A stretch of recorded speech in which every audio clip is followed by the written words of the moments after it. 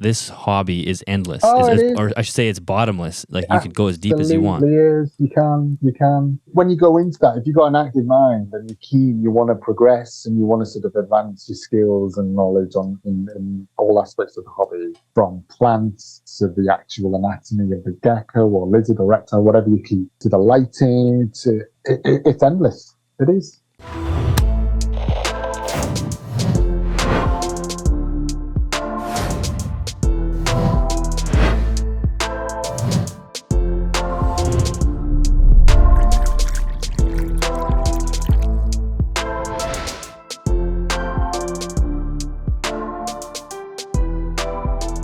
Welcome back to the Animals at Home podcast. My name is Dylan Perrin, and thank you so much for tuning in today.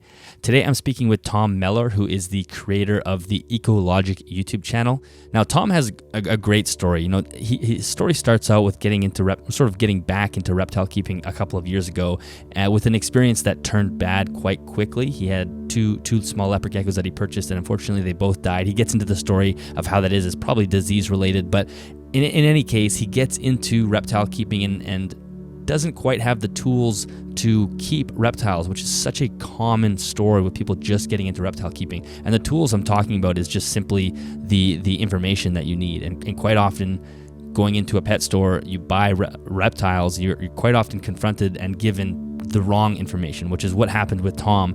And so he had this sort of unfortunate experience. And I think quite often what happens when someone has that experience is they don't want to touch reptiles again because they lost their animal and they don't want to come back.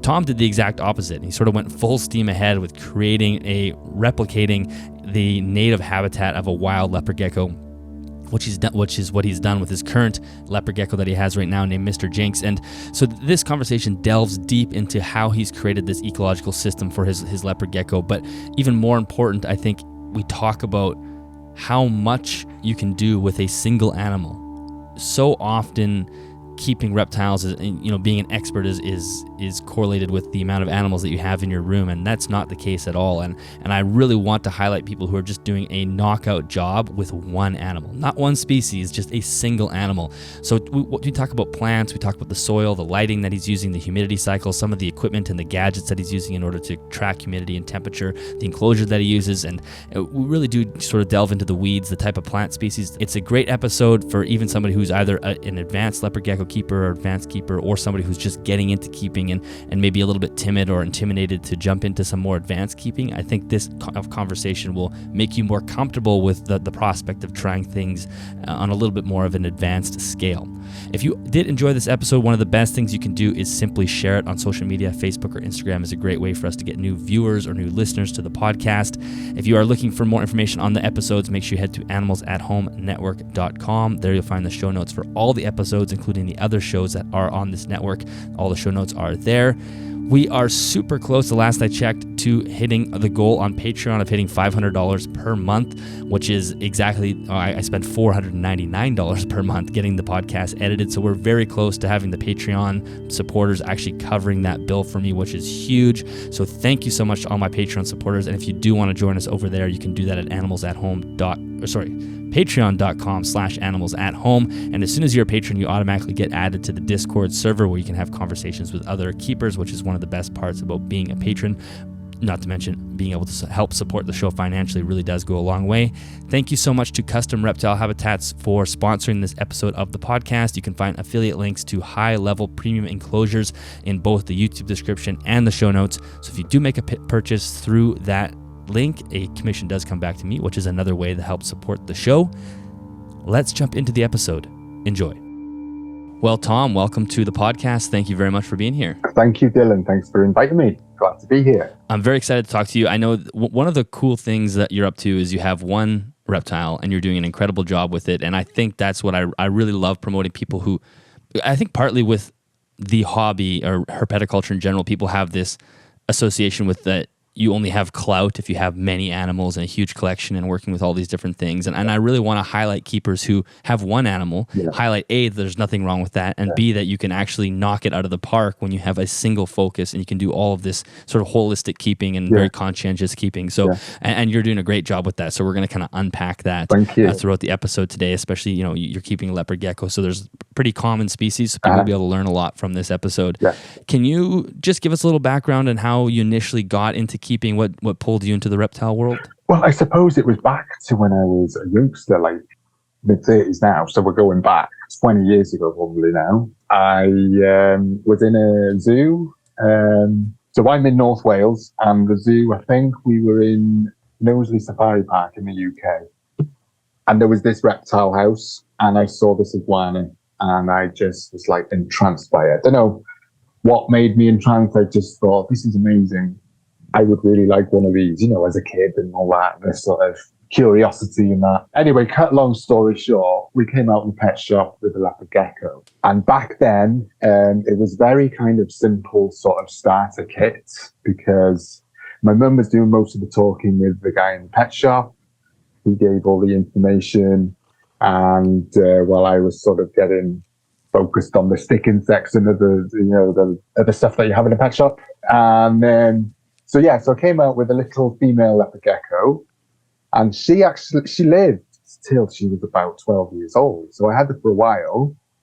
And back then, so we're talking 90s era now, it was just a little sort of, maybe about a 10-gallon size tank with sand as substrate, a couple of hides, cork back hides, food dish, water dish, and that was basically it. And a heat mat for heat.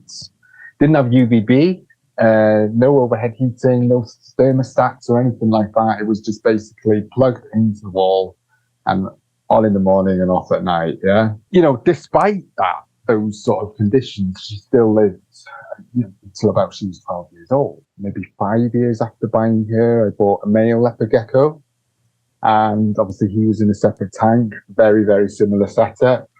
Just the tank, the sand, cork back, hides. I got him, I think he was about 1 or 2 when I bought him. Well, my mum bought him. And he lived, about 10 years at least as well. And I was just feeding them. I didn't really have a clue about like the hibernating behaviors. It was just following the advice I was given by the pet shop. Just keep the heat mat on during the day for about 10 to 12 hours. Turn it off at night. I had fake plants in there, and that's basically, it was that repetitive sort of cycle every day, and just fed them, dusted the crickets and mealworms, and they like locusts as well. I was just this lad with a gecko. It wasn't like, it was an interest, but I had other interests like playing piano, and I was obviously going to school at the time and stuff. So it wasn't like now I would say it's a passion. I mean, even though I enjoy my job at work, I just can't wait to get home and look at the time. Yeah.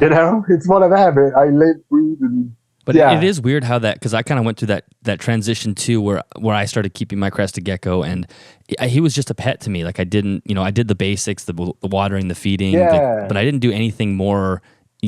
There was no depth to my care, and I had him for so long, and finally now he does have that care, but there's that switch that can change from just kind of being a regular keeper to having like you say a passion, or to be inspired to create something incredible. It's like two very different mindsets when it comes to keeping the animal. Exactly.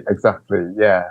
So it was just, I've always been brought up with little dogs in the house. It was unusual, I suppose, in the family to sort of take an interest in like exotic pets. I mean, I didn't even know they were called that back at that age. I just thought it's a lizard, a gecko. I didn't really talk about it much even at school. It was just a little hobby of mine, and he was just there, and Ozzy and Oscar, their names were, so they were just there. Be interested in watching them hunt. But back at that time, I was hand feeding them or using like tongs.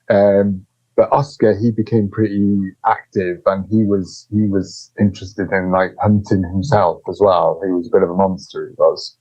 So it was quite fun just watching him go and grab the locust, or and take it around, and then before eating it. Ozzy, the female, she was more timid, but I think a lot of females generally are that way anyway. So whenever I opened the door to go into the room that they were in, which was the living room, she would just bolt for a hide. Yeah. Whereas Oscar, he was much more laid back. But yeah, and it just sort of, and then when they passed away, I didn't take on another one straight away. There was probably actually, because, you know, work and college and different things, travels, all happened in between. So you're probably talking a good, maybe, I don't know, 10-year span of me not owning a gecko after my first two passed away. So when COVID hit, I decided to move back in with my mum. So she was on her own at the time, working full time, and I was doing this youth training course, but that kind of came to a stopping point really with COVID. And I was living in this flat on my own. I thought, you know what, I might as well just move home and get a job back home, which I did. And then I started obviously saving money again and was feeling settled. And I thought, you know what, I'm gonna get a leopard gecko again. I fancy getting, you know. So the pet shop where I bought my previous two geckos from, sadly, was no longer there. Maybe retirement or whatever, but the shop was no longer there because the chap there did, you know, we seemed to know his stuff. And so I ended up then doing a bit of a Facebook. Can anyone recommend a good pet shop to get a gecko from? And then I had some recommendations, and then I went to this shop. And I ended up coming home with two female geckos, yeah? And they were babies, really, really, like, probably about a month old. It went down a bit badly because I didn't clue myself up back then on looking after two. I was just going on my own personal experience of raising the other two that I had as a youngster. Right. So I thought, well, if I always knew that never have two males together, and obviously having a male and a female together, they would just breed. So I didn't want to do that. So I thought, well, two females living together in an enclosure, which was a fairly decent size. Thinking about it now, it probably was still a bit too small, but it was probably about a 20-gallon, something like that. But it was a wooden Bavarian. I think I shot myself in the foot, really, because I didn't do much prior research into, you know, cohabbing. I didn't even come across that term back then. And this, we're only talking now, it was 2021, so it wasn't even that long ago, yeah? Anyway, so I came home with these two geckos, and the pet shop gave me the dusting powder, bought some food with me. Obviously, I knew about feeding and gut loading. The substrate that he recommended was wood chip. And he gave me an infrared, you know, the red light bulbs. Red bulb, yeah. Yeah, because that's what they were in the pet shop. And it was quite sort of impulsive, you know, I was there, oh, they look cute, yeah. And they look happy, I'll grab them too. I come back home with them then. Then what happened, one was sort of, had a bit more clout about her than the other one. The other one was very timid, and the other one was kind of more domineering. Mm-hmm. Now, what I thought was that she was bullying the other one. One of them, I had to end up taking to the vets because she started losing a lot of weight. Yeah. And, you know, I was spot cleaning and I was gut loading the food, but she just started refusing to eat. Yeah. Then the other one, more or less, was following a bit of the same pattern. So then I was thinking, you know, have I ended up getting a bad pair here from the pet shop? Anyway, when I took her to the vet, because she was so young and so frail, the vet sort of, I mean, they can't really say, can they? You know, they can only give advice. I wasn't aware that she was at kind of a bit of a critical point, really. She'd lost quite a bit of weight at this point. And I was looking up on the internet and I came across like stick-tail disease and then the cryptosporidium parasite, which was all new to me at that point. In the end, sadly, I came home from work and she had passed away.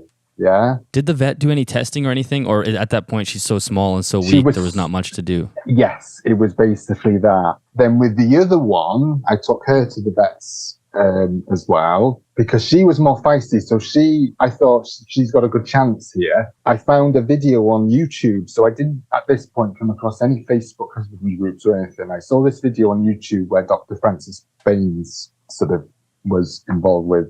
And there was an RSPCA video on leopard gecko care. Yeah.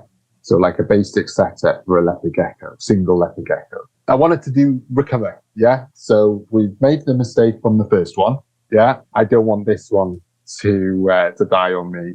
So then I watched this video and it provided the basics really to like overhead heating. It suggested a mesh lid terrarium, glass terrarium, humid hide, cool hide, and a warm hide, and obviously some decor. A reptile cap, it was even suggested, but this was just at like a starter level, yeah? Mm-hmm. And so I basically just copied exact what was mentioned in that video. So because of the possibility of parasites, I got rid of the vivarium. I didn't wash it down or bleach it or anything. I just basically, because after reading up on crypto, it's almost impossible to get rid of, yeah? Yeah. I wasn't 100% sure if it was crypto. It wasn't assessed by the vets. When I took her to the vets, they advised on, feeding her waxworms just to fatten her up and keeping the humidity between 30 and 40%. And obviously they gave me the temperature, the guidance. So the humidity and the temperature were on par. But then she started refusing to eat and losing more weight. From looking at it, it looked like a similar sort of, the symptoms were similar to her sister. So then I took her to the vet and I even said, is it best? She's so young and she's really, really frail. So the vet said, we need a fecal sample. Yeah. But she wasn't even pooing, basically. Yeah. Mm-hmm. And of the ones I did find, they were too small and too dry for them to do a thorough assessment on. They gave me a little test tube to come home with. I went back and it was too insignificant, basically. And then I sort of made the decision then, I think it's time to euthanize. Yeah. I'd only had them for probably about a month, 6 weeks at most. After looking on, I found a couple of other YouTube videos. And then I learned then that cohabbing wasn't really recommended unless you're really advanced in the hobby. Oh, yeah. For me, I just wasn't really ready in terms of like the knowledge side. I think it was like pet salesmen pushing, wanting to make some money, and here you go, and it cost me about 300 quid.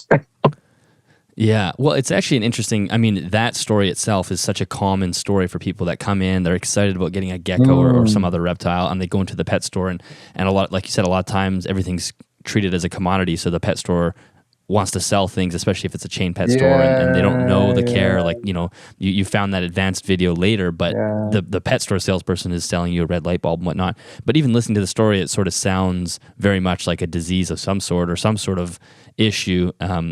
It's hard to say what it could have been, but at the same time, that is enough to make you want to not go into reptiles at all anymore. Yeah. I'm sure you were pretty disappointed after that. I was gutted. I was really disappointed. I was kind of blaming myself a little bit for not doing enough research or maybe not networking. But then I was going off my own experiences, thinking to myself, well, if I can keep 2 geckos that live 10 and 12 years, my first 2, then why can't I do it again? But it was it was probably taking on too much, buying 2 and keeping them in the same enclosure, and that wouldn't have helped. It went all wrong from there, basically. So then tell me a little bit about how, so I can, like I said, that's a pretty disappointing experience. I think a lot of people would want to just step away from the hobby entirely, but you didn't, and then you've not only got back into the hobby, you've done this incredible job with the reptile or the gecko that's just over your shoulder right now. So tell me about that transition. You lost the 2 small ones, and then did you immediately go for it, or what did you do? Do you know what I just did? I thought, right, I do not want this to happen again, and I'm going to get another gecko. I was like, I want to give it a nice naturalistic enclosure. Do you think that experience just sort of catapulted you into really good care? Because you're just like, I'm going to make this work. Yeah. I don't know what, I think a switch just flicked, really. I was disappointed, but then I was sort of blaming the pet shop guy as well a little bit, but then it might not have been his, you just don't know, do you? But he could have, looking back now, when you see the guidance now on leopard gecko care of, wood chip and red light bulbs and it's so Yeah, it's so wrong. Yeah. With my next one, I don't know really. I mean, I wanted to follow obviously the same setup as what Dr. Baines was suggesting on YouTube, along with some of the colleagues through the RSPCA and whatnot. It was like a joint video thing, RSPCA, Dr. Baines as the lighting expert. And it really opened my eyes. I was like, wow, this is an amazing setup compared to what I was used to. Yeah. Mm-hmm. I found a couple of husbandry groups on Facebook, and then I joined it was a nice group, and I'm still a member of it now. Do you remember the name of it? Yeah, it's called Leopard Gecko Advancing Husbandry.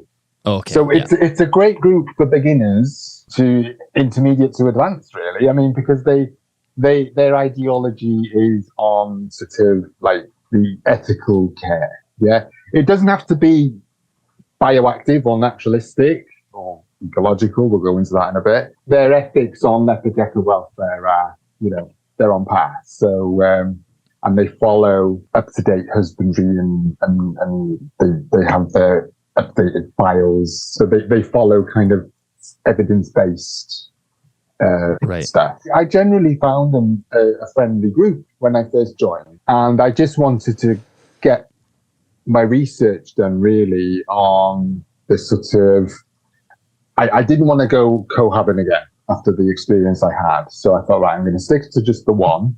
Yeah. And I want to get that right. And then when I came across Bioactive, I thought, oh, this sounds really cool. I've always had an interest in like nature and sort of ecology sort of stuff. I'm not a qualified ecologist or scientist or anything like that, but I've always had this interest in nature and wildlife and how nature works. Yeah, it's just that sort of, what is it, Zen? Yeah. Yeah.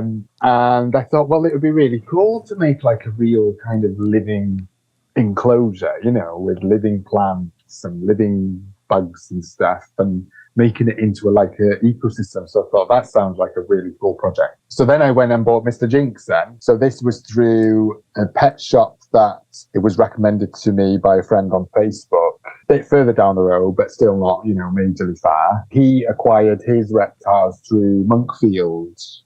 Now, I didn't have a clue who they were at the time. But after doing a bit of research on it, they're linked to Arcadia. So I thought, well, if they're linked to, a reptile brand, then they've got to be good at, the sort of, that was the theory behind it anyway.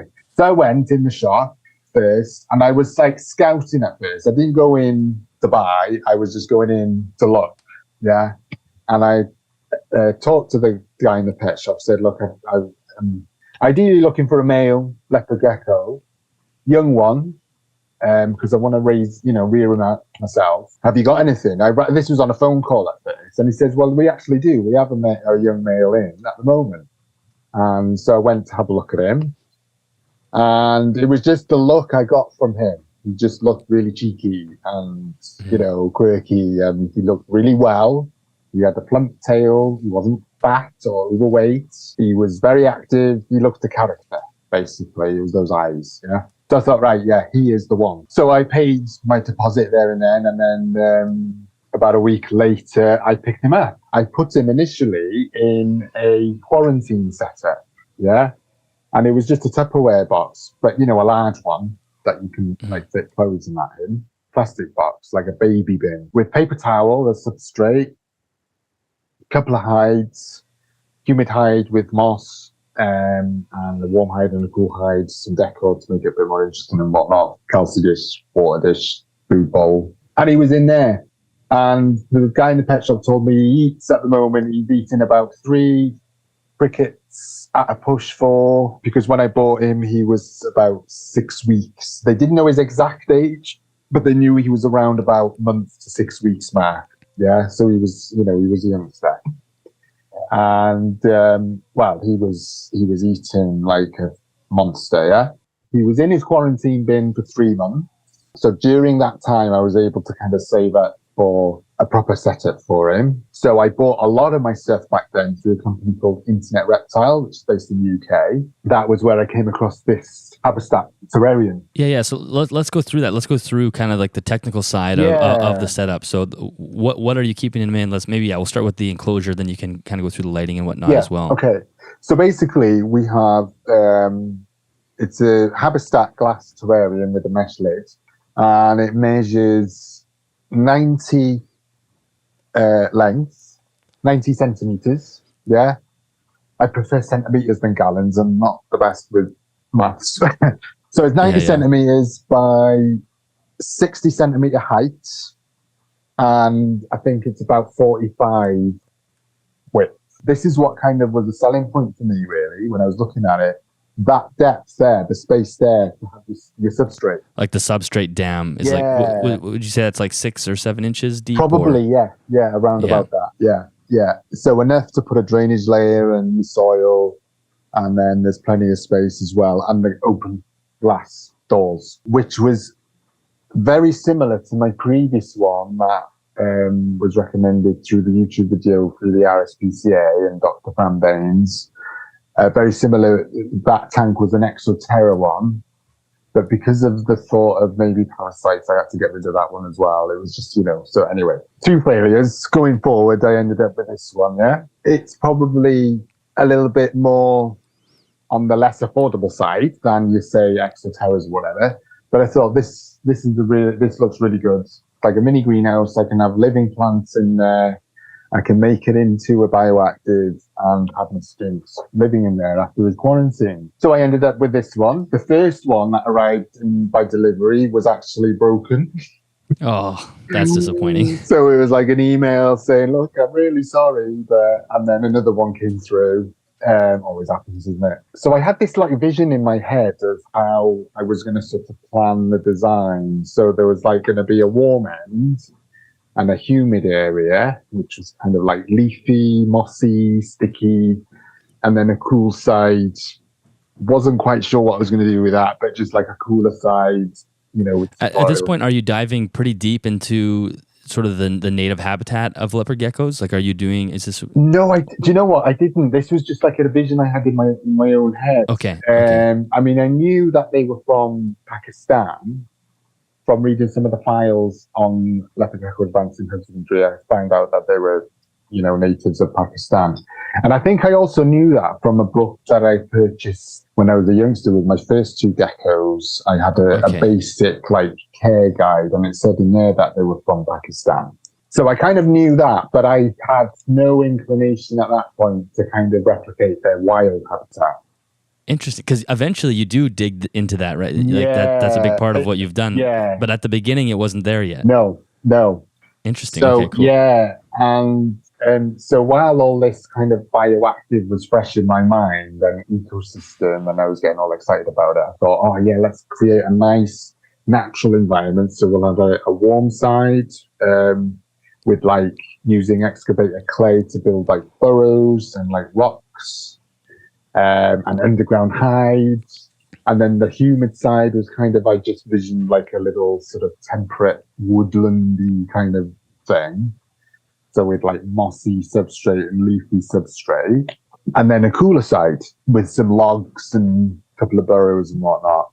And that's basically what I ended up doing. The background is a cork background. I just thought that looked attractive, really. Mm-hmm. So I bought that, along with some decor. Plant-wise, it was just going from YouTube videos that I'd looked at, really, of what plants work well in bioactive. So I made a list then of plants. So those plants at the beginning were different back then to the ones that are in there now, although there's still 1 or 2 that are of the original plants that are still in there. But yeah, so back then it was just this like vision in my head of like, let's create a really nice looking naturalistic enclosure.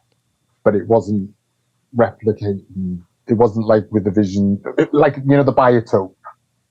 Yes, yeah. Yeah? It was just a naturalistic sort of, bioactive, yeah? Yeah. And then, so after 3 months of his quarantine, and he was healthy and strong, and he was hunting even by himself at this point, yeah? Oh, that's awesome. Which was great. And he goes to his bioactive, and this was in September 2021. He moved in. And that's really when I started with my YouTube channel. And back then, I called it my Bioactive Leopard Gecko journey. Yeah, it was a bit of a mouthful of a title, really. And I was just, taking some videos, recording the experience, documenting his sort of behaviours and his eating and his feeding and whatnot, and talked about the substrate and whatnot. The lighting. So we have the basking dome. So again, following on from Dr. Fran Baines' video on YouTube with the basic setup.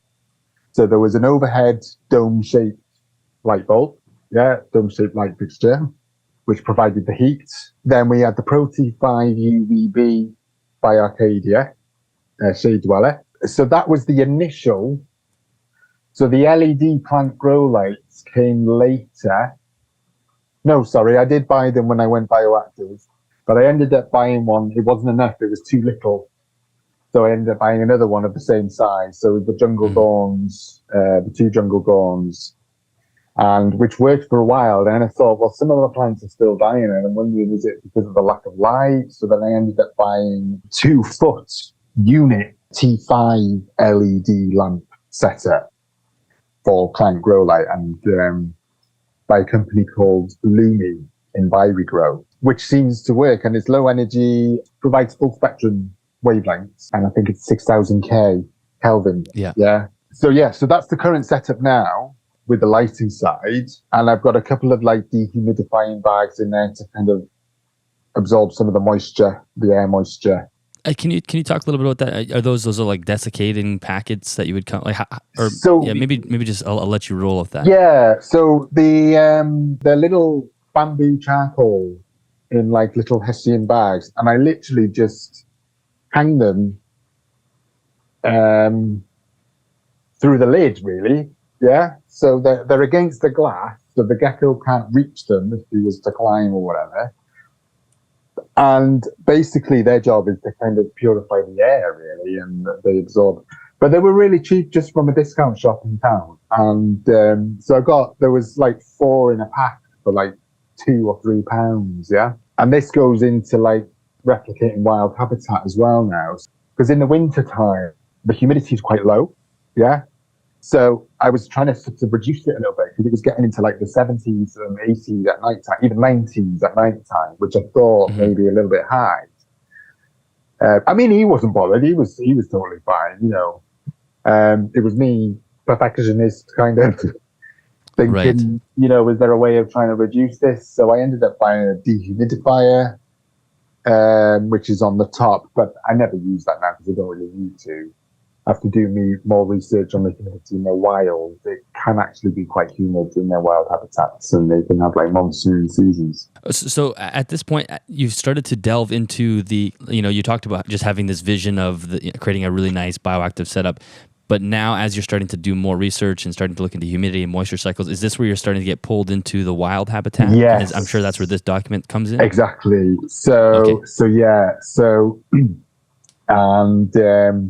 I joined another Facebook group, which is the Advancing Herpetological Husbandry group. So at that point, I was wanting to sort of advance really my knowledge on like their wild habitats and habitat replication, lighting, all that kind of stuff. And I've learned a lot through those, so the reptile lighting and the AHH, easy way to say it, group. I then started doing my own little presentation, which I was going to put on YouTube, just on, is bioactive really for you? Because it was like kind of, because it's not for everyone. Do you know what I mean? Exactly. Yes. I would not advise if you're totally beginner to the hobby, or in leopard gecko care or any reptile or amphibian, and you're learning about the basics of their care, I would advise against going bioactive at first until you're properly clued up on what their basic needs are and even more advanced than that. So then I sent a couple of documents that I was drafting for my YouTube channel. They didn't end up going on there because they ended up being a load of trash after being scrutinized. So I sent it to a couple of the admins on those groups. So Ron Murin, being one who's really, really knowledgeable in the lighting side and Yeah. the technical engineering sort of side. He absolutely sliced it.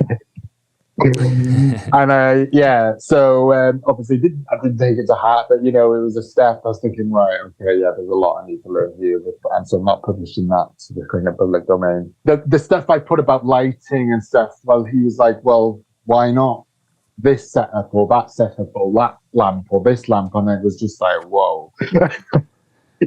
Yeah, Roman doesn't he doesn't mince his words. No, he's like, no, yeah. I quite like people like that because you know what he's done. Yeah, exactly. Yeah, and he's clear, and Exactly. no, that's good. And then, so then you decide, okay, I'm not going to publish that. Yeah. Brand Baines has helped with some of the lighting and like the irradiance sort of stuff, which I'm still a little bit with, but determining like how do you measure IRA and UVB and all that kind of stuff. But that's getting well more into the sort of technical side, Yeah. Creative, I can plants and all that I could do all day because it reminds me of like gardening, It's like landscaping, isn't it? Making healthy soils and stuff like that to keep the plants sort of healthy. So they're the dehumidifiers, and they seem to be doing a little bit of a job. So it's worth having that. Sort of around about the time I joined the AHH group, I came across this document by a herpetologist, Dr. Mohammed Sharif Khan. Widely available now. It's on Research Day. If you Google Scholar it, the Leopard Gecko of Pakistan, I think it's called. So it's an academic article written by an expert in the field. It goes into detail of their sort of taxonomy, habitat, breeding, climate, all that kind of stuff, And I was thinking, wow, this is amazing. And then I wanted to almost try and copy, really, a slice of their wild habitat. So that led me to the Potahar Plateau region in Pakistan, where leopard geckos are native. And it was mentioned in this article, Salt Hill Range, Pakistan. And then there was like maps and diagrams of the area where they inhabit in South Asia. And I just went on Google Earth Pro one day and just picked a little village in the sort of region where they lived in the wild.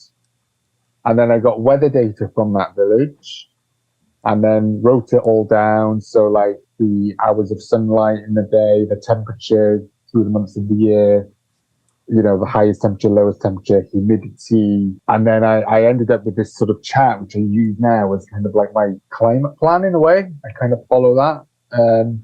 I mean, it's not to the actual exact temperature or time, because otherwise I'd be tweaking it every single minute of the day, and obviously you've got to be practical and realistic. That was a good guide to sort of follow. And that stemmed my interest. So then, well, okay, so if this is their wild habitat and that's their habitat, then what about the plants that grow there?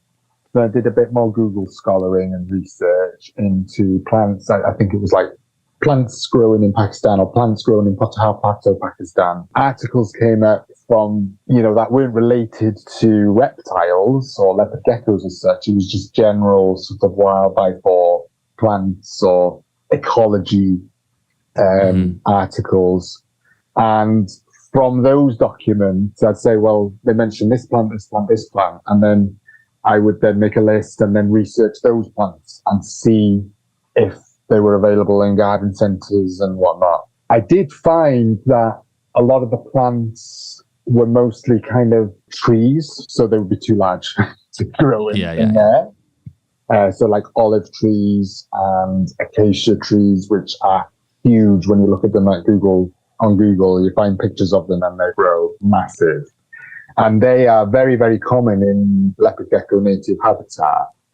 So then I was trying to narrow it down even further by sort of like smaller plants, And then I eventually came up with a list of the ones that are pretty much sort of in there now, in addition to a couple of the original ones from my first design back in September 21. The first design, the plant list, was based on research from YouTube videos on what plants work well in bioactive setups. So, there's things like potos. I didn't actually buy a potos, but there was the aloes, but they also grow in Pakistan. So that's a kind of got away with that one.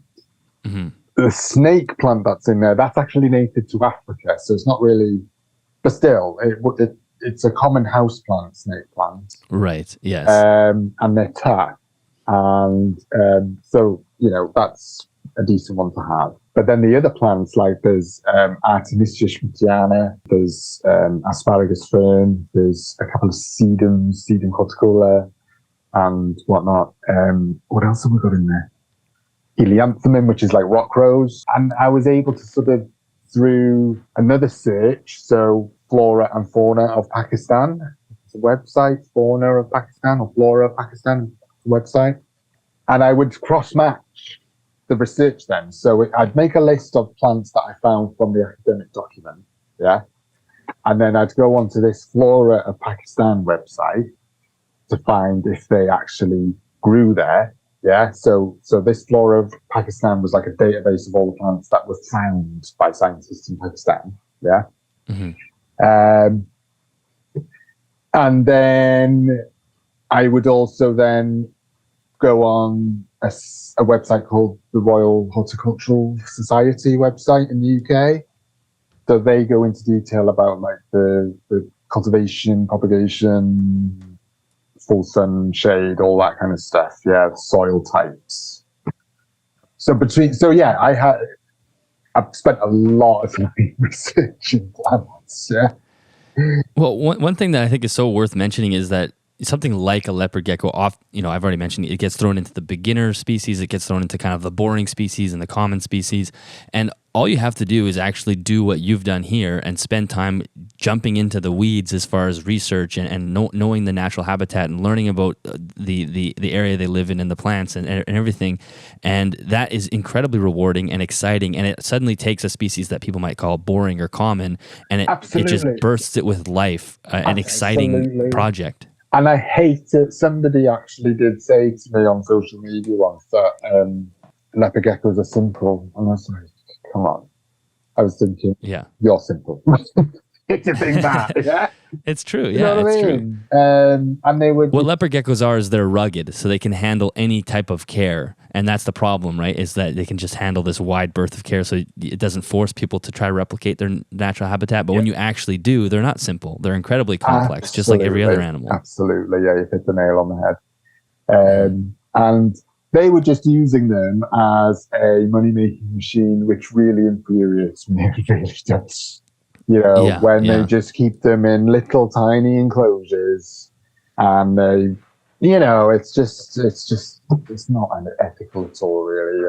And anyway, that's just my own personal opinion on it. I'm sure there's many people that share that, but not having an actual much idea about the animal, they're just more interested in the more for, that'll be attractive, so that'll make loads of money, and let's get that one bred fast. All that. So but anyway, so going back to complexity, they are rugged. Rugged is the right word. Yeah. They can tolerate, a wide range really of the environments. I mean, in their wild, there's another document by Edward Blythe, who, a study was done on leopard geckos in Nepal. Yeah, and I mean, Nepal, you think as like cold and rugged, but actually, there's a wide varying climate in somewhere like a small country like Nepal, and even in Pakistan, you think of humidity, and there's a lot we don't know. We only know what's been done by scientific sort of evidence, but like when you look at something like a humidity, where has that data come from? Has it been taken from a weather station on top of a roof of a building, or is it in the actual, because humidity on one side of a mountain may be totally different to the other, and one valley to the next, and such. And obviously there's limitations to what we can do in terms of, unless we're actually physically ourselves going to go out there with solar meters and all this, that, and the other to measure. But there is sort of, yeah, but that's where documents like this one by Mohammed Sharif Khan comes into play, because it is more genuine and it's scientific and more accurate, I suppose, isn't it? Which is a good base to build knowledge from. When you added those packages to decrease the humidity, because obviously now you're looking at natural humidity cycles, so like you said, in the winter it's a little drier, so you're trying to pull some moisture out of the air. Did you notice a difference? Like when you added those, does it show up on the hydrometer? It does, yeah. So again, that goes back into a little bit of tech side. So I bought some temperature and humidity devices, which can sync through to my desktop and phone, and they to measure air humidity and air temperature, and so they give more accurate readings than, say, a digital sensor probe or these little dial ones. They sync the data through onto charts, and you can see it on your phone and that, and you can even control it from wherever you are, as long as you've got like the Wi-Fi connection and hub. Can you remind me of the name of that again? It's called I have one as well, but I always forget. Yeah, it's called IBBot, the company. IBBot Air Comfort. So they're those little yellow things that people always ask me about when I stick a photo on the groups. People are like, what's that yellow thing? I have to know. And like, you know. So they are temperature and humidity sensors. I mean, there's other similar ones made by different brands as well, but they're pretty well. I mean, I don't know if they are 100% accurate. They're not going to be 100% accurate. But when I looked at the spec before I bought them, they're calibrated, so they're quite high precision sort of, you know, instruments to kind of use. The same with, and I would recommend this as well, you know, the solar meters. Yes, yeah. To measure UVB, and I've got there's a couple of little gadgets I've got really. The one to measure like brightness, the illuminance meter, and then there's a solar irradiance meter, which measures kind of like, that's a bit more complex really. There's a file by Roman Murin, power density, that's what it is. It measures the power density of the light. Okay. But I'm not going to go into that. Go on the Advanced Intensity or Reptile Lighting group if you want to know more about power density, folks. Yeah, that's getting into the complex into part. Real nitty gritty, and yeah. When I was looking at my climate plan, it was like saying that humidity in Leopard Gecko wild habitat can be down to like 20%. Yeah. And I was thinking, well, you know, the UK where I live, you know, it's a humid, temperate climate, so it's not going to be possible really to get down to that low. And when I say that low, I'm not talking for long periods, because that can be dangerous in other sense, you know, like it could maybe lead to stuck shed or something like that. It's too dry. But I suppose maybe this recording in the wild maybe was for like an hour or whatever. But what I was just trying to get it a little bit lower, maybe between the 30 and 40 mark, and then allow it to go up at night time, which is natural anyway. Yeah. The humidity, since cooling the terrarium down over the last month, really, well, it's been a gradual process since beginning of November, really. The temperatures are sort of not much above 21 in the day, 22 max, maybe about 13 at night. But the humidity's up. But that's a sort of a natural, I suppose, result, isn't it, from lower temperatures and cooler sort of ground temperatures. The humidity is going to go up. But humidity, really, that's another complex area, and that again is another episode. You know, when you talk about vapor and the sort of how it moves in the air and how temperature influences it, you know, so again, there's an article on that on the Advanced Intensity website about humidity. So I won't go into that too much here. For lighting on fans, I learned a lot about the fans through Joe Braben and his YouTube channel. Yeah, which was interesting. So that's JTB reptiles for JTB anybody that's listening. reptiles. Yeah. So I found that interesting, and I use fans. So are those fans connected to a thermostat, or do they just timer? They're connected to a timer. Yeah. Okay. So they're separate from the thermostat. So they're just plugged into the extension tower where all the plugs are. So they're connected to a timer. So they come on at intervals throughout the day, and it's just to mimic a bit of wind really, and provide a bit of ventilation. So that's their purpose. But there was 2 on the cool side and 2 on the warm side. And I did have them attached on the inside of the mesh. Yeah. But I wasn't sure if that was effective really. So I've now placed them on one side. So I placed them all on the warm side. So I've got 4 in total. So 2 which kind of draw air in from the room, and then the other 2 circulate air into the enclosure. There's a more detailed video on that process through JTB Reptiles on, I think it's Leopard Gecko Care. I think it's his latest one, actually. Yeah, it might be. Yeah, and he goes into, or there might be another one called fans or ventilation or something like that. And he goes into he illustrates it very well, where the warm air rises above the cold air, and then the fans suck out the cooler air or something like that. And so that kind of, so those fans are sort of placed on the warm side to kind of serve that purpose really, in a way.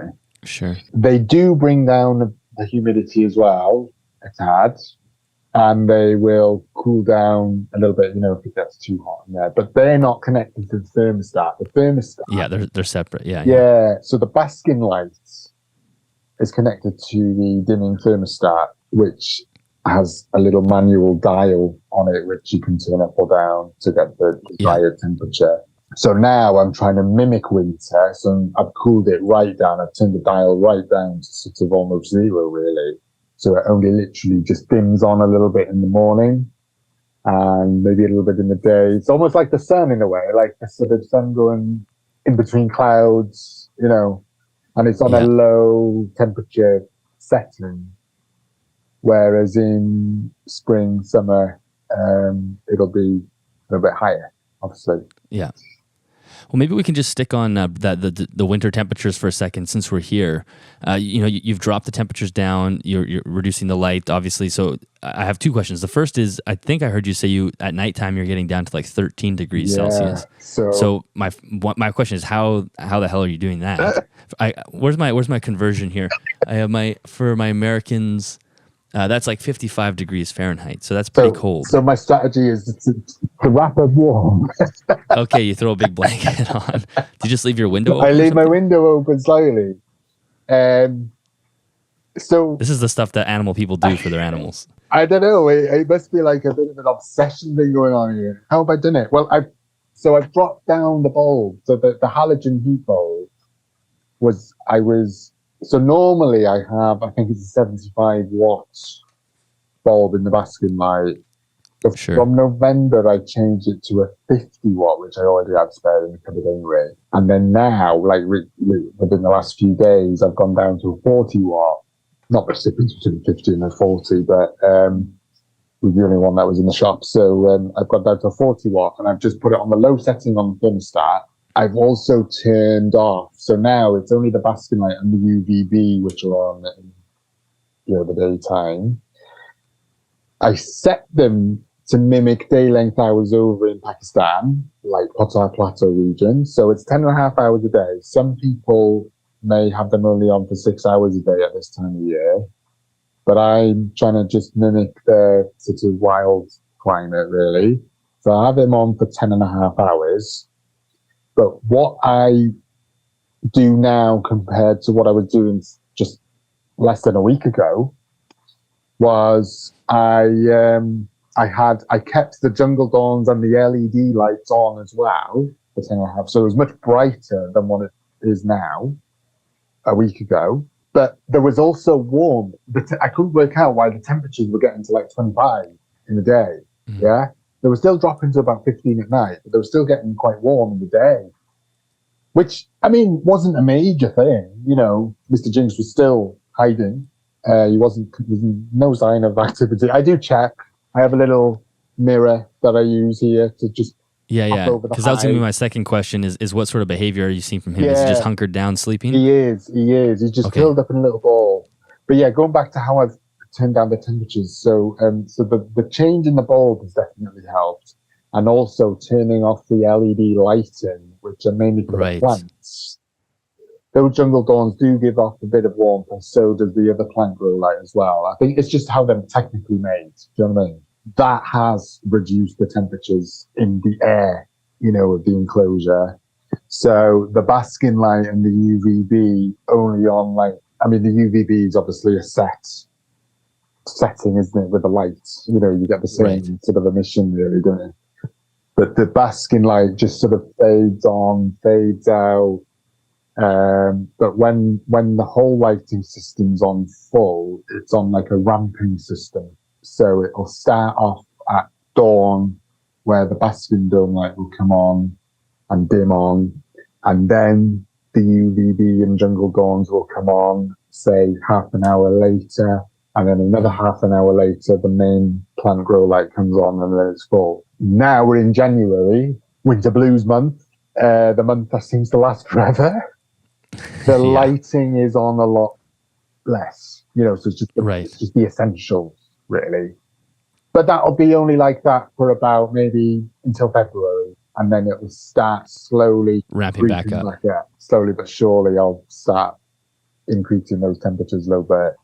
Because in spring, in April, in Pakistan, it can still be close to like 30, maybe 35 degrees, you know. Right. Not, obviously, you've got to think of realistically, it's a terrarium and not in the open wild, you know, so there's risk of overheating and stuff if you allow the temperatures to go that high. Of course, you know, yeah. But just to kind of mimic it a little bit, I suppose, I'm not expecting Mr. Jinx really to come out properly until maybe March. But who knows? He could pop out sooner than that. I'm not expecting him to come out in January now with those temperatures being as they are, because, you know, December they were slightly warmer, and he's been in hiding since the end of October. The last time I fed him was 22nd of October. That was the last time I put food in there.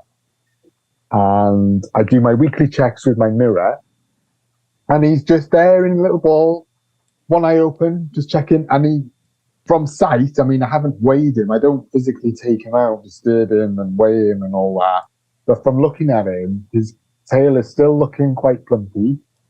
I mean, he's obviously curled up, so he will look a bit more kind of, you know. But it's amazing how they can go so long.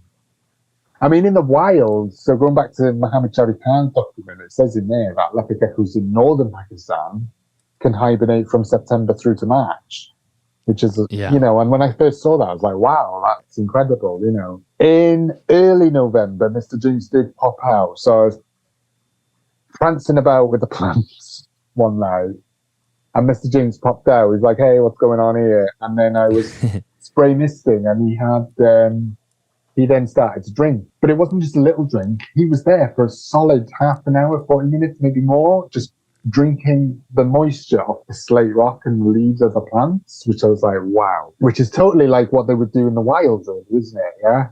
Right before hibernation, yeah. That's it. So he was drinking loads. And then on his way back to his log hide, he found a beetle or something, and I just heard this crunch. And then he went back to sleep, and he's not been out since, really. Yeah. So it is incredible. And this is the first time for me, really, that I've gone through a proper leopard gecko brumation or hibernation thing. I suppose it's a bit of a risk. A lot of people are like, oh, you know, we're worried about this brumation period because what's going to happen? We're not going to see them for so long. And what if they, you know, but it's just a natural part of their cycle. It is. Yeah, exactly. That's something I'm going to talk about this weekend, actually, is like the sort of hibernation, brumation kind of terminology and definitions, really.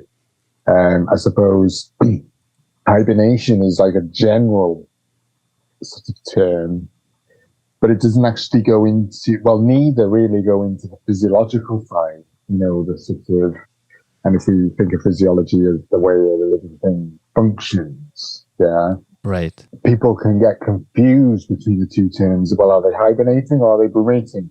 Yeah.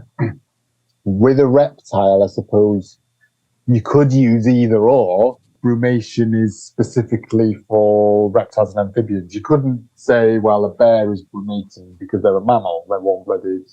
So I suppose reptiles, they go through a different process, don't they? The metabolism and everything like that. I don't know the science, behind all, like how their bodies and organs deal with that, but they kind of allow. They can sense temperature and seasonal changes a lot quicker and faster than mammals can, Totally, yeah. So even if for a keeper who doesn't bother changing the temperature settings or anything throughout the year, there's nothing wrong with that, they can still go into a slow down period and hiding away. Absolutely. And people may think, well, why is this happening? Are they feeling unwell? They're not eating and But no, it's just they can sense the cooler temperatures outside before we can. So they go into that state. Yeah. And definitely. It's incredible. It is. I'm just it's just allowing that natural cycle to sort of run its course. Yeah. Really, isn't it? No, that's good. Yeah, I'm glad that we're able to kind of get through that, because I think that's kind of nice, and it's sort of an added thing that you can do as a keeper to, if you're looking for something more to be able to do, then throwing a brumation cycle in could be a new exciting part of care that you can provide if you're willing to open the window in winter and let that temperature get cool. Yeah.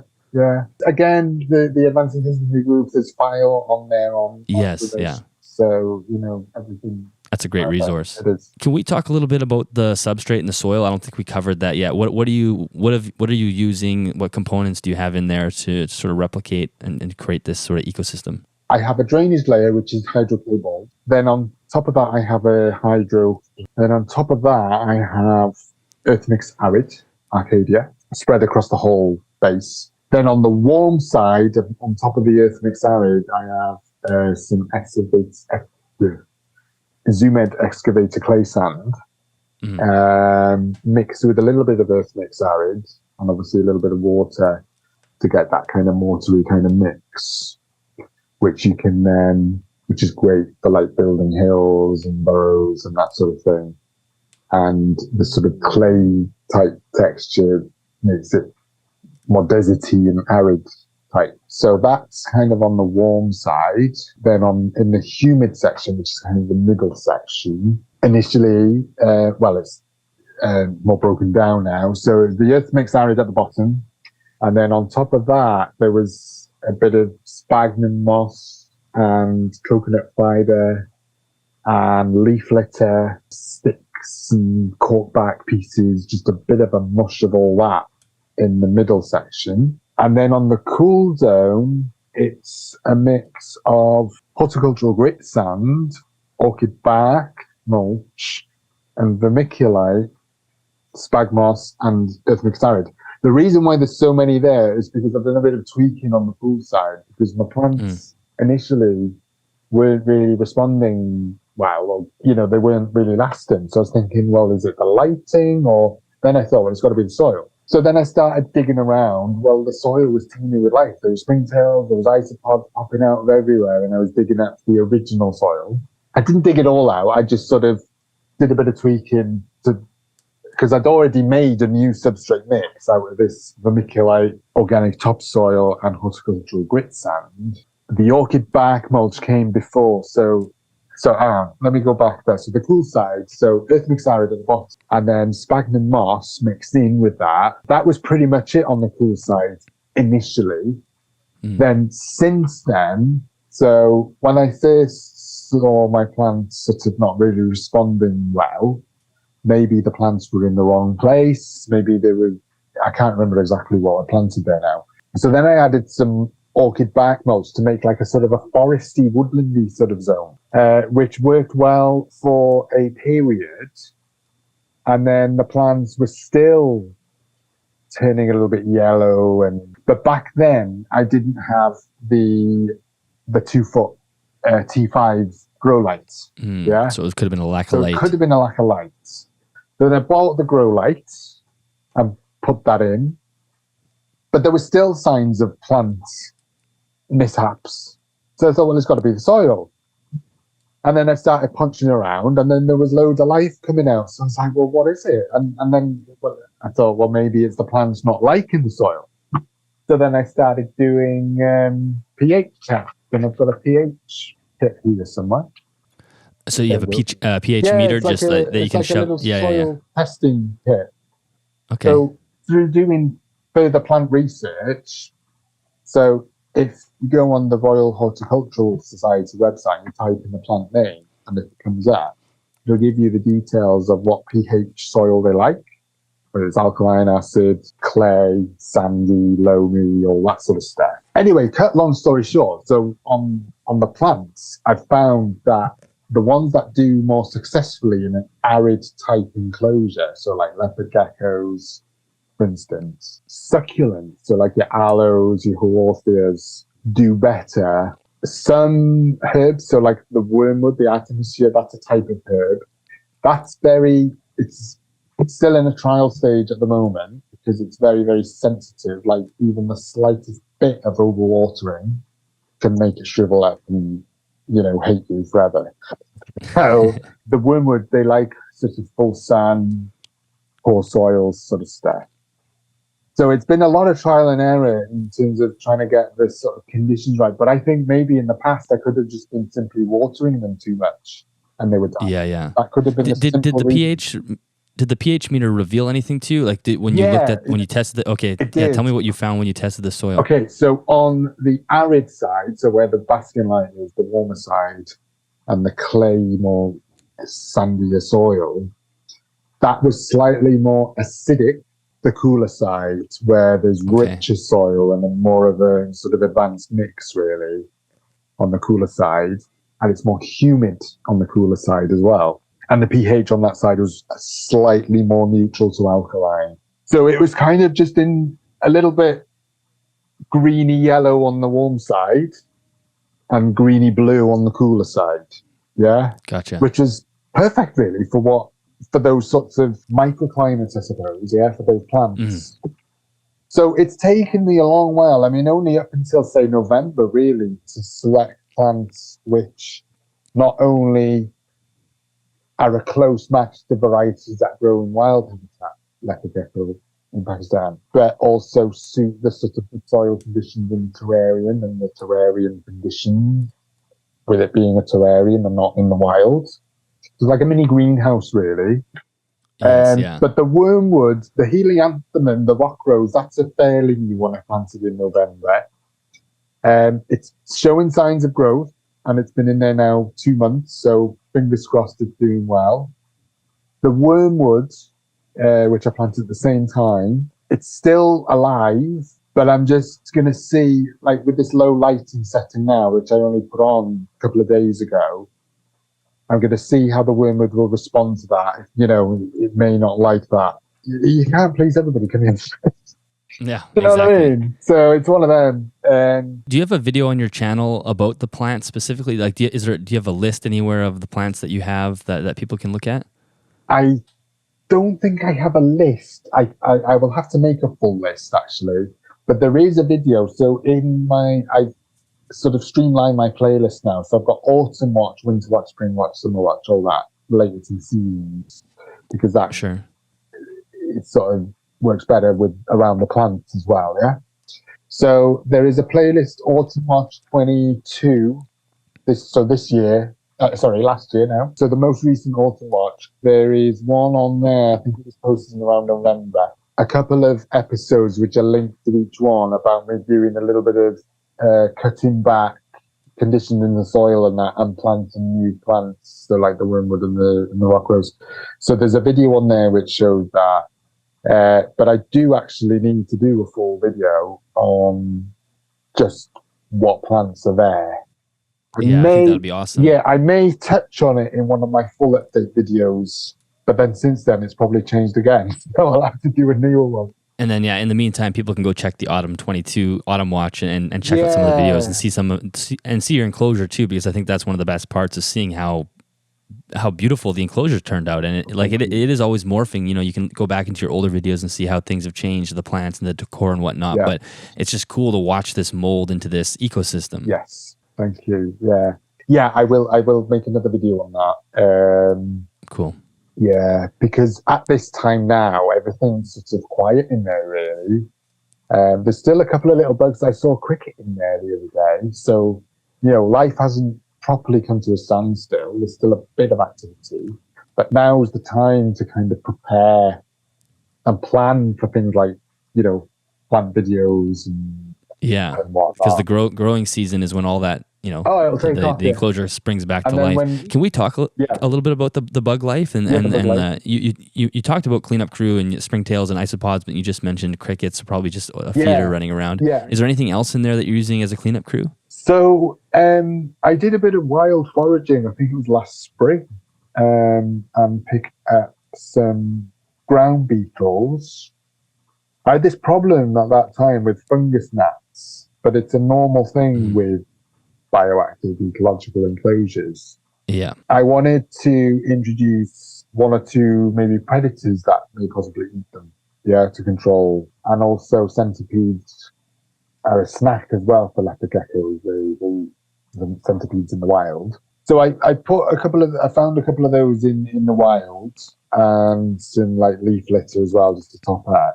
And ground beetles, as well as some wild caught wood lice, or stroke isopods. Mm-hmm.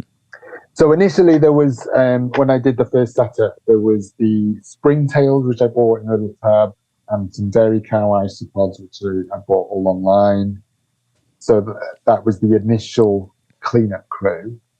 And then the added ones were some mealworms. So this is the trick, because I've seen a lot of failures really on YouTube videos where people who are starting out bioactive and they make really, really beautiful enclosure designs, but then it goes a bit haywire because they put in too many bugs too soon as the cleanup crew. Yeah.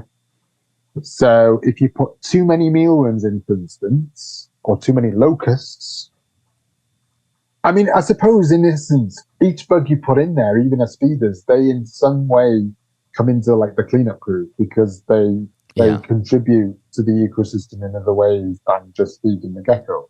Yeah. But if you put too many locusts in at once, they will just decimate all your plants, which I've learned. If you put too many mealworms in there, they will turn into darkling beetles, and then you'll end up with just loads and loads of darkling beetles everywhere. And then it causes that imbalance then. Whereas if you put too little cleanup crew in there, then you can get more of a risk of say mites or fungus gnats, or hopefully not, but parasitic kind of bugs and stuff. Because springtails are really good at, they consume as part of their diet and whatnot, pathogens, which is disease in a way. Yeah. So it's all about that balance which comes into that ecosystem part, yeah? And this also links into the food chain. Obviously, at the top of the food chain in the terrarium, we have Mr. James, so the gecko, and then he will feed on the pretty much everything that's in there, yeah, bar the plants. So let's do a line from gecko to ground beetle, yeah. So, and then a line from ground beetle so the ground beetle will eat on the springtails. They will also eat slugs. Yeah, because I have noticed, because of, it's humidity and whatnot and leaf litter and whatnot, I've noticed a slug popping up a couple of times. And I'm thinking, how on earth did that get in there? But you just find these things. Nature finds a way. Yeah, I found also little spiders, like the ones that you find in basements and that, not house spiders, but I've forgotten the name of them now, the scientific name, but they're little, they've got, anyway, these little cellar spiders, I think. I found one of those, there's one still in there now, they'll pop up. But interestingly, one time last spring, I had an aphid problem, and they were eating the leaves on my ficus tree, yeah? So there's quite a lot of aphids. But the spider was eating the aphids. Yeah. So then the plant was able to survive without getting overeaten by aphids. But one time I must have put in about maybe half a dozen locusts in there, and they just were eating the plants like there was no tomorrow. Yeah, and I thought, whoa, hang on a second here, you know. Like you put them in there as an opportunity for them to hunt, right? Exactly. Yeah. Yeah. And the other thing with bugs and microorganisms, there's this process which I've learned. It's called remineralization. It's quite a word, that. So basically, it's the breaking down of a substance into its simplest form. Now, if you think of the soil, it's like a whole mass of different, chemical and biological functions kind of working together, yeah?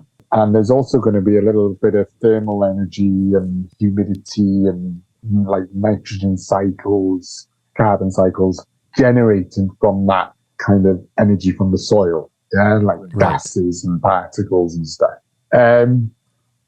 So the bugs they balance things out really in terms of like the natural production of nutritional elements. So if you've got a healthy soil with a healthy kind of balance of bugs that, so like the detritivores, so like your darkening beetles and the ones that break down the sort of organic matter, then your other bugs will feed off them, and then some other bugs will feed off them, and then some bugs will feed on the plants. But then when the plants die, they'll decay into the soil, so it kind of feeds back into that system. So what I'm trying to learn now is whether there's a way of providing those essential nutrients. Because I know potassium in a sort of setup, like an ecological setup, you don't need to provide it as a supplemental like powder or whatever, because it's already been provided through the bugs that have naturally been living there, eating the microorganisms, plants, and what have you, Right. So what I'm keen to learn now is whether there's a way of allowing those nutrients to sort of come naturally without having to put a powder on the bugs before putting them in the enclosure. Do you understand what I mean? Yeah? Yes, yeah. Because I look at some powders, I'm thinking, well, what the hell is that chemical that they put in there? And, and how, do you know what I mean? In a manufactured product. Mm. But then you could argue, well, the bugs that I buy from the pet shop, how have they been raised and all that? So obviously for now, it's a good sort of supplementary habit, I suppose. But yeah, I'm probably convinced that if it's done the right way, you could probably feed bugs. If you've raised those bugs for some time, so I have a bug hotel where I keep my bugs, and I like gut loads of plant matter from the terrarium or a bit of sliced potato or, to feed them. Yeah. And then they'll sort of live off that for a while before adding them into the enclosure. And so it's kind of like organic in a way. I mean, if that makes sense. And then, yeah, so I don't know. That's something that I'd like to sort of research more, is whether there is a way in this sort of setup for the nutritional aspects to be provided through the terrarium and through the raising of bugs organically rather than adding a powder. Yeah, but that's going into more of a different topic and whatnot. But it's definitely an interesting thing to explore at some point, whether or not you can, because when you link give them enough nutrients. Even when you link it to, like, the lighting interacting with the rocks and the water and stuff, over time that will break down. Calcium in the wild is formed through the breaking down of rocks, and that I read. And slate being one of those rocks where is a good source of natural calcium. So I'm thinking, well, if slate can, I mean, I don't know, it may take centuries before it actually produces calcium, but when you think of those, what they call biogeochemical processes, so like the sort of processes that happen in between like microclimates. So when you look at the way the light interacts with the rock and how the rock interacts with the life in the soil and the water and those chemicals. And there's going to be chemical reactions, isn't there? So surely in that, what they call a biogeochemical process, surely that's going to produce something which is going to be beneficial to the life as a whole in the terrain. Is that, you know what I mean? Yes, yeah, absolutely, yeah. Yeah, it's just, you have to question how big can you think within a small box? Like how much of nature can you actually get in there? Yeah. And I think without a doubt, it's worth exploring all avenues of the ecological cycle. You could do a thesis on it, really, couldn't you? You could, yeah, absolutely. Can we talk a little bit about the behavior that you see from Mr. Jinx? As just far as, what sort of things do you get to see, whether, when he's not napping under a rock for months? Well, it's been a really interesting year. I mean, at the end of 2021, he went into sort of a semi-brumation. He barricaded himself away for like a month. And then whilst I was watering, he popped his head out from literally under the soil. I think I was laying down a piece of slate or something, and Mr. Building Inspector just pops up out of the soil and he's like, "Hey, what's going on here?" He's always been a character, which is the reason why I bought him. It's been amazing to see how inquisitive he is. Even at night, I have a little night camera now that I sometimes put on just to sort of monitor his behavior. And I've literally seen him jump off a ledge onto a stick, which is about, 20 centimeters away, to catch a locust. So the locust will be on top of the stick that's sticking out the ground, and Mr. Jinx will be there. But what he'll do is he'll stalk it for like ages. Yeah, he'll just be motionless, like a leopard pouncing on, hunting its prey. Yeah, and he'll be there and he'll just stare at it directly in the face for ages. And then one night, he literally just leapt from the rock to grab this locust, awesome. Fell to the ground with a locust in his gob, and then he ran off. And he still ate it, and then he was fine the next day. And I was just thinking, crikey, Moses, what have I got myself into here? Yeah. Well, that's what you'll start seeing, right? When you give them this natural habitat, this natural landscape, you're going to start, especially when you provide the energy from the light and the proper eating and exercise, and the body is going to be conditioned to be able to be active and athletic. Yeah. You're going to see all these incredible features. Exactly. Yeah. He has become very lean and strong through the enrichment provided. And he is totally self-sufficient now at hunting. I don't have to do anything now with feeding now. I just literally chuck a few bugs in there. Sometimes, and he goes. Yeah. So my gut feeling now is telling me that he's in slumber mode now, but when he comes out, he's going to be like a wild child screaming. Yeah. You're going to have some feeders ready. Yeah. And that's going to be interesting, because he's still only, how old is he? He'll be 2 in May. Yeah. So, he's still very young. He's getting towards the sort of prime breeding age, but I'm just not at that stage yet, financially or, setup wise and all that. So I'll probably wait a bit of time. Maybe I'll buy a female in future. Anyway, that's another thing. But yeah, he's a case. And the way his eyes, he's like when he's come out at nighttime, crepuscular, dawn and dusk. The way he looks at me sometimes, I mean, he's used to me now, and he sometimes, when I open the doors, he'll either come to me, to my hand, or if he doesn't want to, he'll just do his own thing, whatever. But he's got used to my sort of presence, and we've bonded, you know what I mean? But those eyes, I mean, it's incredible, how alert they just, and sharp. And at the slightest of movement, he's there. ADHD, eat your heart out. He is autistic, dyslexic.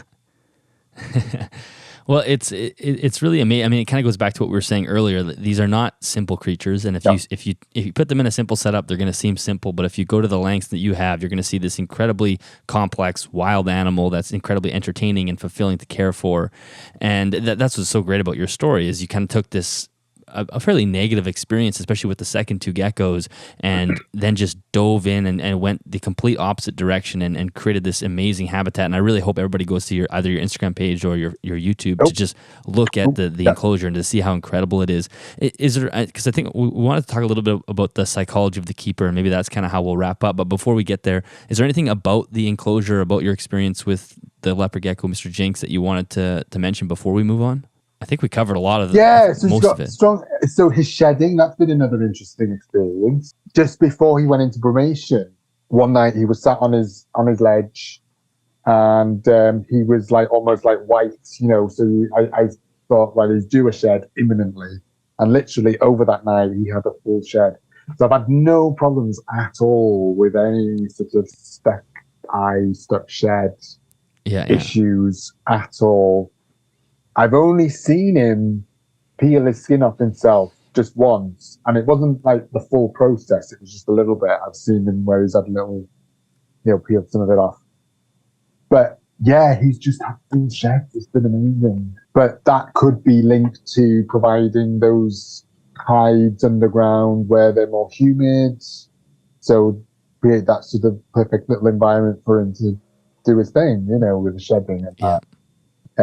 But he had a full shed literally just before. So he had his full shed, a little bite to eat. And then I didn't see him for a couple of weeks, about a month actually. Then he came out, and that was when he had his long drink, and then snacked on a beetle, and then went into hiding again. And then he's not been out since then, unless he has crept out at night time. But yeah. Right. But generally, you see, now I'm at the stage where there's no water bowl in there. So the water is provided through me just giving a little light misting on some of the plants. I've got to be careful when I do that, because some of the plants, they react to overwatering. Through doing more research again on leopard geckos, their tail is their fat and water reserves. Sure. Yeah. And they are used to dealing with long periods of, say, scarcity of food, drought, that sort of thing. A little light spray misting of the plants on an evening is enough should he wish to come out at night for a little drink. Right. Yeah. You can get that moisture and hydration. Yeah, it sounds like he has got an amazing setup. Sounds like he's incredibly healthy, and he's doing what a gecko should be doing. So that's great. I wanted to finish off with, I know you had a really interesting video maybe a couple months ago now, just about the psychology of reptile keepers. And I thought it was a pretty interesting one, because it's something that I've picked up on, and I think, people have talked about this before, is that, I think to be a reptile, part of being a reptile keeper is being a little bit different. There's something to be interested in this hobby. It's a niche hobby, and it's this type of animals that a lot of people aren't interested in. Yeah. And there is a lot of just, I don't know how you phrased it earlier, just thinking differently. People have different mindsets and different, so whether it's like, autism or Asperger's or ADHD or just either whatever, there's anxiety, there's different things that people use herpetoculture for, and it just seems very prevalent in our hobby. I don't know if it's more, if that, I'm just seeing that, but maybe you could run with that. I mean, I like I said in my video about my alpha Asperger's, I've accepted myself now for who I am and stuff, and I don't class myself as sort of, even though it's seen in the world as a disability, I don't really associate myself with that, because I'm, able in lots of ways. But it's just the way I look at it. It's a different way of thinking, really, or a special way of thinking. Maybe not different, special way of thinking. Yeah, and I can associate that with dyslexia, ADHD, all these different labels. Yeah. At the end of the day, they're still a human being, and each human being, yes, there's genetic influence in how they are made and how they are. Yeah, and I think so in terms of the psychology and the therapeutic aspects of the hobby, I think there's definitely a strong link, really, because even for people, say, who may not have an official diagnosis of something, whatever it is, mental health, anxiety, there's all sorts now, isn't there? They can fall into this hobby not knowing that they've got this condition. They see it as a sort of therapeutic way of sort of offloading. I know it's been, for me personally, it's been quite rough the last sort of, say, last quarter of the year. I got laid off. Well, I left one job to do like a part-time sort of study venture, and I was working part-time alongside, but that didn't really work out. And then straight after that, my grandfather passed away, who was really, really close to. And it was very sudden, and he had a huge impact in my life, and it's quite funny, really. You don't realize that until they're gone, really, Yeah. And that has made me think about sort of the like connections with like personality, because even though we were different people, we had very similar sort of characteristics, yeah? But there is going to be that strong genetic influence. He had a very active mind. My father, I'm convinced he's on the spectrum somewhere. He's on another planet. My cousin on my father's side also has Asperger's, but he's very kind of mild, and he's doing well with his life and working, and he's done a degree, and he's flourishing and stuff. So, with every hobby, if you're into football or hockey or swimming or athletics or whatever, there's got to be a connection or a reason why you're doing that from somewhere.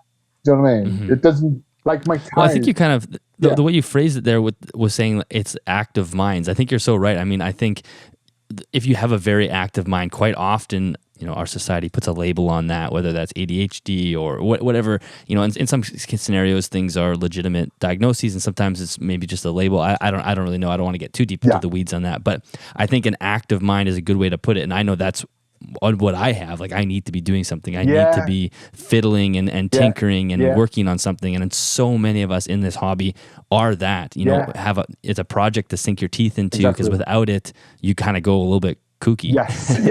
Yes, I know exactly what you mean. Yeah, I think you've hit the nail on the head with it there. And I think like the similarities with our, say, close members of family, or sometimes it could skip a generation, like my tide recently, who passed away. He loved his animals. He bred budgies when he was younger, and he bred canaries. And raised them well, and he just had this real passion for animals, and he liked his gardening as well, I mean, we had a falling out once, not major falling out, but like I'm a bit of a wild sort of, just let nature take its course, we'll plant this there and we'll make it all creative and all this wonderful wacky ideas, and my tide is more like squares and rectangles type gardener, I call it. Likes the rows and the sort of, he had that many gates and fences in his garden. Oh yes, yeah. So one of his old tools, which I've got here, is something I use in the terrarium now. It's just a little miniature fork that I still use. I got that from his greenhouse, and he loved his like sort of agriculture. So I've got an old book here, which is like nearly 100 years old. And it's written by some academics, and it's the science and practice of agriculture, British farming. And the first chapter, and I always harp on about this in my videos, is soil, The first chapter. Yes. So when I was looking through this, when I was up at his house, when we were sorting through stuff, and I picked this book up and I was looking through, and the first page that I landed on, and it had in big capital letters at the top, chapter 1, soil. Yeah, and it goes into the detail about drainage. It's amazing. I'll have to do a video on that. I mean, it's literally, it's got all sorts, soil microorganisms, nitrification. There's words here which I don't even understand yet. But I mean, so there's a lot to learn and kind of relate that to where I'm at with this now and. But yeah, definitely. Well, that's the best part is the fact that if you are somebody who has a very active mind and needs to tinker, this hobby is endless. Or I should say it's bottomless. Like you could go as deep as you want. Is. You can. Mm-hmm. Even from the lighting side, I mean, at first I was a bit scared to I joined the reptile lighting group, but I was a bit scared to post on there because I was like, oh gosh, this is too technical, and what do I even ask, or how do I even ask it? And sometimes I'll get an answer and I'm like, well, I don't even know how to answer. It's a long spiel of technical jargon, and I'm just like, right, okay, I need time to sort of digest it. Yeah, exactly. But then when you go into that, if you've got an active mind and you're keen, you want to progress and you want to sort of advance your skills and knowledge in all aspects of the hobby, from plants to the actual anatomy of the gecko or lizard or reptile, whatever you keep, to the lighting, to, it's endless. It is. Yeah. And that's nature, isn't it? It goes back to nature. Absolutely. Nature's messy, really. It's only us humans that are trying to be civilized and stuff that are trying to sort of be... organize it. Exactly, yeah. And then it always fights back. So, yeah, just got to go with it, I suppose, isn't it? Absolutely. Well, Tom, I really appreciate you spending the time with me today. I think your story is great. This is a great episode for somebody who's like just maybe thinking, people can be very intimidated by trying to replicate the wild. And I think this will be a good episode for people to go, you know what, I think I could try this. I think I could start learning things. You don't have to do everything all at once. Like you said, Absolutely. It's a slow process. Absolutely. And the reward of watching the animal act normal and behave like a wild leopard gecko is really the best reward.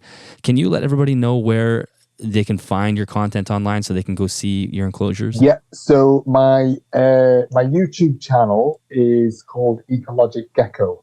Yeah, so that's Eco-Logic, capital L, and Gecko. Yeah, so that's my YouTube channel, and I also have a Instagram channel, which has a link directly to my YouTube channel, and my Instagram is Mr. Jinx, Mr_Jinx 05, because he was born in May 22, which was the year I set up the profile. So Mr_Jinx 0522 is my Instagram, and then the link to my YouTube channel will be from there. Or if you want to go directly through YouTube, it's Eco-Logic Gecko.